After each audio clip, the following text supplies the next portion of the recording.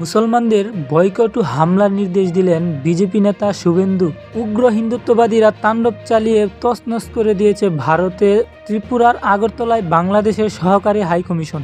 সোমবার গেরুয়া পতাকা নিয়ে মুখোশ হেমলেট পরে পুলিশের উপস্থিতিতেই হাইকমিশনে ব্যাপক হামলা চালায় শত শত হিন্দুত্ববাদী জঙ্গিরা।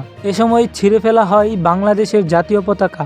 অন্যদিকে বেনাপুল পেট্রোপুল সীমান্ত ঘেরাও কর্মসূচি পালন করছে বিজেপি নেতৃত্বাধীন সনাতনী ঐক্যমঞ্চ। এ সময় মুসলমানদের বয়কটের পাশাপাশি তাদের উপর হামলারও নির্দেশ দেন বিজেপি নেতা শুভেন্দ্র অধিকারী।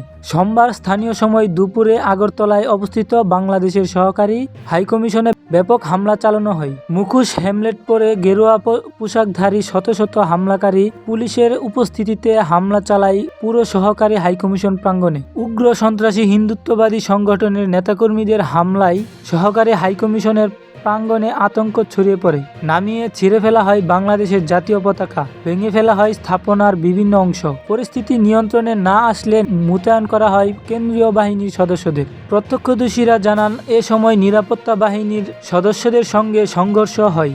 এদিকে বাংলাদেশের সীমান্তের সাথে বেনাপোল পেট্রোপুল অংশে ব্যাপক সমাবেশ করে বিজেপি নেতৃত্বাধীন সনাতনী ঐক্যমঞ্চ।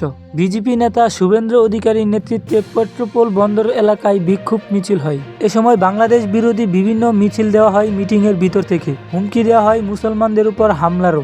বিজেপি নেতা শুভেন্দ্র অধিকারী বলেন, মুসলমানদেরকে খুঁজে খুঁজে বের করে চুলের মুঠি ধরে বের করবে। দেশের এবং বিদেশের সমস্ত নিউজ সবার আগে পেতে আমাদের চ্যানেলটি সাবস্ক্রাইব করে সঙ্গেই থাকুন। ধন্যবাদ সকলকে।